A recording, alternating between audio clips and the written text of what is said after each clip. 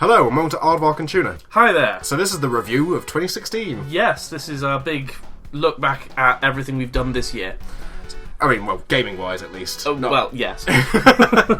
So, what we've done is we've each been keeping a note of all the games we've played and completed this year, whether they came out this year or not, and we're going to talk about a few of them. So yeah, after you started making a list, I was like, I need to get involved in this, just to ramp up the competition. Yeah, well, I wanted to make a list of every game I completed this year, no matter how old it was. Yeah, just games that either just kind of slipped through the net or kind of never got started because, like, looking at my Steam library now, I'm at 350. Right, yeah, we've both got quite a lot of games. I've got a fair number of them that I've just never played. And just gathering dust on a shelf. So that's what the plan was, just to try and force us to get through all the backlogs, really. Yeah, I got through some really old ones this year. Well, not very old, but New Super Mario Bros. 2. You know, the one where you've got to collect 1 million gold coins. That wasn't new this year, but I finally got around to playing it and finishing it. So it's stuff like that. Without further ado, Aardvark begins with his first on the list. Okay, so one of the first games I got this year, I don't know if it was the first, was Firewatch. And I thought that was worth talking about. You didn't play it, did you? Nope. Okay, so it was a PS4 exclusive. I don't know if it still is, but it definitely was. Or it maybe was. No, it wasn't. Wow. Really sorted this out, haven't I? So it came out on PS4, Windows, Mac OS, and Linux as well, apparently. Oh, and Xbox One. Yeah, great. So not exclusive at all. I really enjoyed it. The first thing I found that enhanced my enjoyment of it, because do you know the story? Aren't you just a guy watching for fire? Well, that's the setup. I mean, there is a bit of a story that goes on from there, but yeah, essentially you are a dude in the 80s in the middle of nowhere watching out for fire, and you have to wander around this national park, dealing with things that happen when you're a park ranger, so like kids littering, as well as more interesting things. The plot does develop, but I won't spoil or anything. But yeah, as I was saying, one of the first things I did to enhance my enjoyment of it was turn off the mini-map.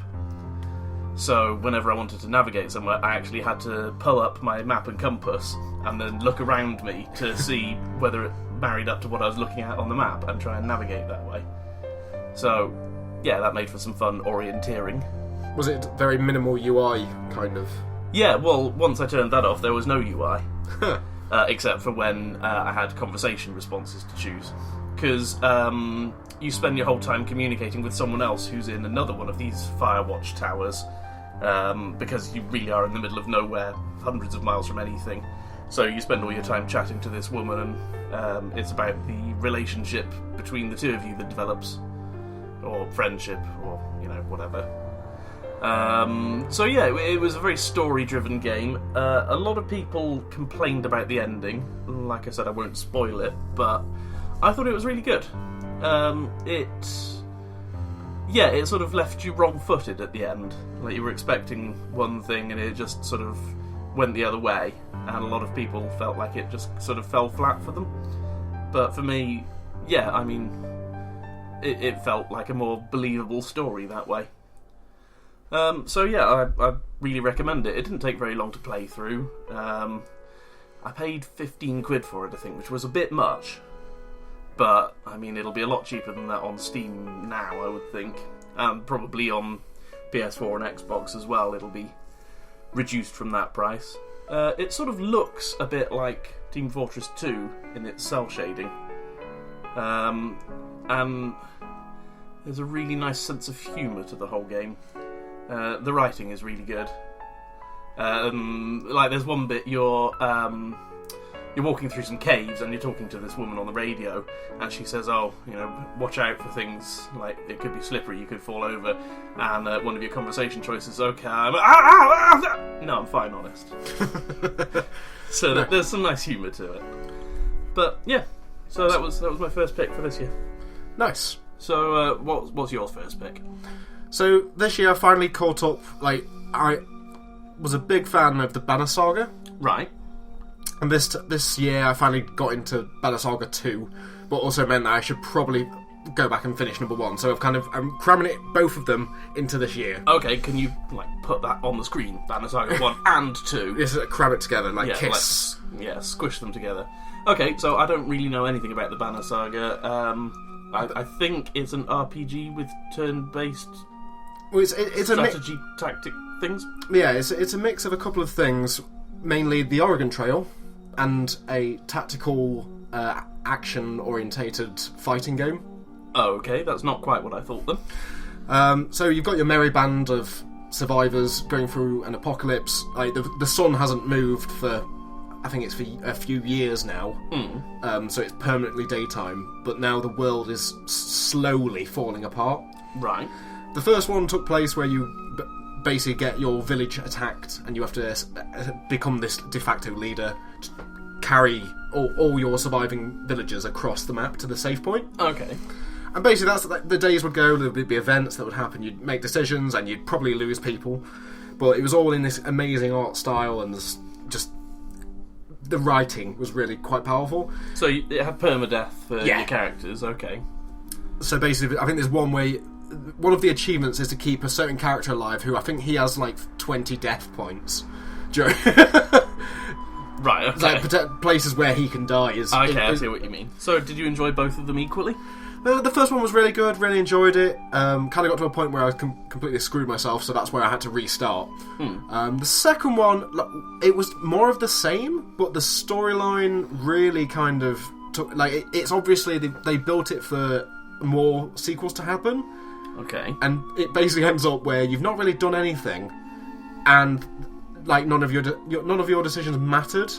Again, at the last point, where you think that actually I could have resolved it if I'd actually either saved certain people or made other decisions. Right. Okay. So kind of like a Telltale game.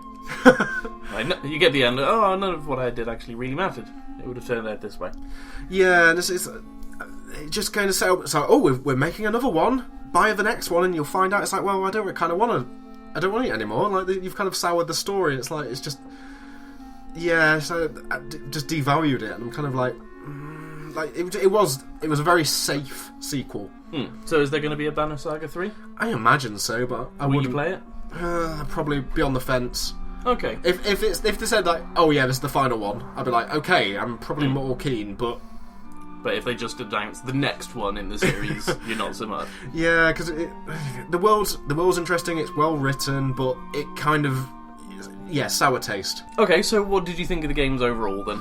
I enjoyed them, but I don't think I'd replay them again just to get all the completion. I didn't feel like I needed to complete them again, just to either get all the achievements or see all the dialogue options. You're not going to 100% them. No, but overall they're enjoyable games. Just the sour taste in my mouth at the end of it. Oh, okay. Well, that's a shame, but at least you enjoyed them along the way. Yeah, it was a good jaunt. So back to you. What's next on the list? Okay, well, next on my list, I know is on your list as well, and it's XCOM 2. Yeah, so this is the big tactical sequel to XCOM Enemy Unknown. Yeah, this was another one that came out at the start of the year, pretty much. I loved it. Spoilers, I loved it. Yeah, I really enjoyed it as well. Again, it's another one of those where the ending kind of really, again, soured it. I know what you mean. It feels like all the not randomly generated, but all the procedurally generated missions that you do with your team that you've generated, and it's all user-generated stuff. And then you're driven into these story missions. This is not what I've been doing mostly. That's how it felt for me. All just the random ops, fly out to this country, kill these aliens in this car park or whatever, and stop them transmitting this thing. That was great. And then at the end, a bit spoilery, but it drives you back into story missions, and you have to do stuff that's predetermined, and that bothered me. I mean, again, going into spoilers on this one, the big bad wasn't actually the big bad. There was another big bad. And I was expecting another half of the game to happen. Oh, right. That was my disappointment, because it's basically the humans were picked to be this saviour of this kind of coalition of aliens. and they've been groomed to be a way of stopping this other big bad. But when you defeat the aliens and like, lol, there's another alien and it's going to eat us, and then credits, and you're like, oh, well. Yeah, I'd kind of forgotten that, to be honest. The ending was a bit shoddy. And it's just like, well, sure, like they didn't even expand on it. Like, where the DLC could have come in and gone, oh yeah, this is actually the big bad. You've now got the aliens, you've got you. Like, there was so much they could have done with it, and they were like, actually, that's it, credits, ship it. So, I haven't played all the DLC, but apparently there's one that really ruins the game. Oh yeah, I think I remember mentioning. Yeah, like there's one that puts in like boss aliens that can move every time you take a turn, rather than you move all your guys and then it's the enemy's guy. You move a guy and then it shoots you, and then you move another guy and it shoots him as well, and it totally breaks the flow of play. Yeah, and it wasn't a complaint that I had with the game, but one of my other mates was like, all the missions are timed, and he really hated that. Okay, I really like that. Adding the like arbitrary time, like length of time to doing everything, so it kind of forced him to save scum a lot more. Okay, I mean, I didn't save scum at all. If I had lost people, then I lost them and they were gone. And the missions where you had to blow up enemy bases, like once you'd discovered a base and made contact and actually went to blow it up, those weren't timed, but everything else was. And I quite liked that, because it meant you didn't just sit there and, okay, I'll wait 3 turns until everyone's in just the right place, and then I'll shoot this guy and everyone else will be set up to do this. It was, fuck it, just run in and kill them. Get to the best position you can. The pre-alert, before you set off the alarms, that bit was really good. We really got the feel of you are an invading force. Yeah. Which was what the entire theme of the game was. Yeah, like, yeah. You are the rogue. Yeah, the guerrillas. Yeah, it felt like guerrilla warfare, and like set up your ambush. It could have done with being expanded more. I feel like the original XCOM I've played a little bit, back in the 90s, and I feel like the newer ones have taken a big step backward in terms of complexity. I don't think that's entirely a bad thing, but it feels like 20 years later you should have a lot more options on how to play the game rather than a lot fewer. Yeah, I think that's what, because of the time, is what it limited the options of things you can do in that time. You've now got to rush to the objective, or you're just going to fail out. Yeah, and I think my mate didn't really appreciate that, so I understand it, and I know there's a mod immediately to remove all the time constraints on other missions. Yeah, I never had a problem with them, but I can see why people would. But overall, like XCOM 2, really enjoyed it until the end. But like all the new classes, the new class system's a lot better. Yeah, the general flow of the game really, really enjoyable. The story, meh, and the ending, meh, but the fun I had along the way. So it gets a thumbs up from me. And a thumb up from me, so we both stick our thumbs right up it. Nice. So, what was your next one on your list? So I'm a massive Gears of War fan, and as soon as they said, "Oh yeah, we're gonna make more," it's like I'm keen. Like my money was already on the table, and at the end of the day, they delivered. Okay, I think when they said to me, we're going to make more Gears, I'd already closed the web browser. So picking up from the end of where Gears 3 was, like it basically was the perfect kind of co-op game. It had the decent multiplayer, and it had a decent story. Yep.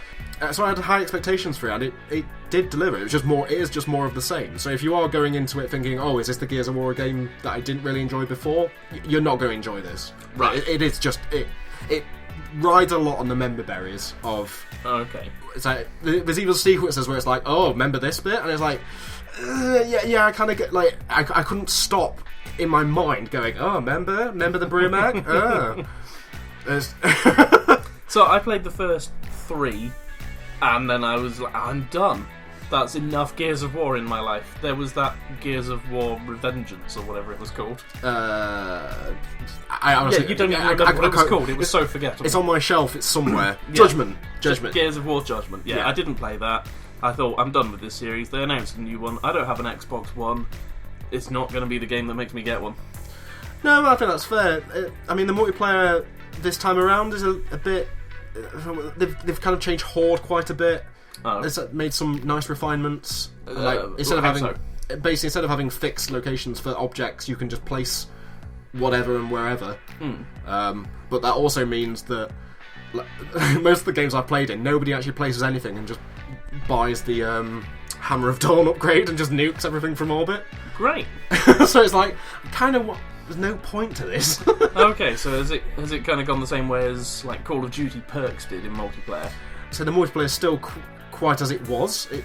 The meta of having a Nasher is still the same. Right. People doing flips and then just insta-jibbing you with a shotgun up your anus. Yeah, I did enjoy the multiplayer of the first 3 Gears of War, but I would have been looking for it to really change up the formula to get me involved again. Yeah, the new weapons feel quite satisfying. Okay. They've kind of they keep refining the hammer burst because that never really found a place, did it? In any of the games, like, why do I need this? I want the Lancer. Yeah, I want the Lancer. Yeah. And then in classic Gears of War, like, I think at the end of the first one, if you remember, that they did a big twist at the end where it's basically a monologue from the Queen, who's like, we don't know why we fight. They don't know why we fight this war. Yeah. And it's like, it's leading into another one, and it's like, yeah, that's quite exciting. They do the exact same thing in 4. Right. And it's like, it is a big shock if you're a huge fan, because you're like, oh god. See, to me, the big shock at the end of Gears of War 1 was, it's not Earth. Like, they did not make that explicit at any point. I was like, well, what country is that meant to be? It's not Earth. It's not Earth. No one told me. I just worked it out eventually. That makes more sense, but less sense. It's not a Planet of the Apes thing where it was Earth all along. It's like, you blew it up! You damn dirty lambent. Nice. Yeah. Well played.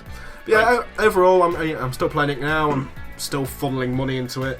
Right. I still enjoy it. Wait, what? Funneling money into it? Has it got microtransactions? There's a few microtransactions. It uses the kind of buckets of the box crate method of. You're really not selling it to me. It's fine. I'm allergic to microtransactions. Well, hopefully the next generation of games will hopefully get around that, but I don't see that happening. No, I think the next generation of games is going to force me into microtransactions, and I'm old and I hate it. I remember when a whole game came on a cassette tape. You monster. Okay. Alright, so what's the next one on your list? Okay, so I've also got The Witness to talk about. That's Jonathan Blow's colorscape of mind-bogglingness. Yes, and straight off the bat, I'm going to say that I didn't enjoy Braid at all, so I wasn't that enamoured with the idea of another game from this man. And then I saw some footage of The Witness. I watched a friend... No, I didn't watch a friend. I watched a bit of a Let's Play of it, just for the first half an hour. And so I got the idea, and that sold me on it. So I bought it and played it, and got quite obsessed over it, actually. Nice. I know it plays a lot like Antichamber, I believe. Okay, I've not played Antichamber, so I can't make the comparison. We definitely should play Antichamber. Okay. Future me, remind him. Okay, so, it's a first-person puzzle game, and basically all you do is solve little puzzles that are a bit like dot-to-dot puzzles. And if that sounds boring to you, it's gonna be. Basically, watch a Let's Play of the first 20 minutes of the game. If you think that looks rubbish, then that's the whole game you're gonna think is rubbish. And if you're the sort of person who needs a compelling story or, amazing rewards to keep you going to the next puzzle, no, the reward for doing a puzzle is you unlock the next puzzle. But where it gets really interesting is...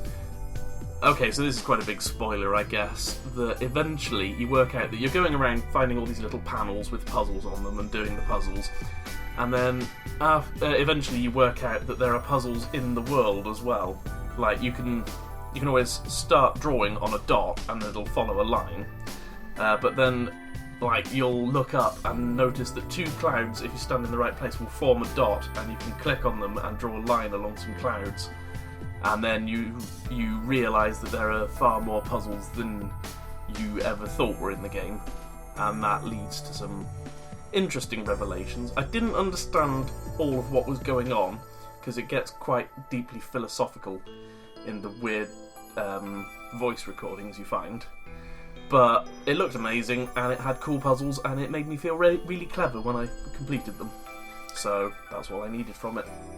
I thought you were going to say you'd get it in a blowhole, but well. So yeah, I really enjoyed it. Like I said, it's only going to appeal to people who like puzzles. If you watch a tiny bit of it and you think it looks boring, then you will find it boring. But if you like discovery for the sake of discovery, then it was really interesting.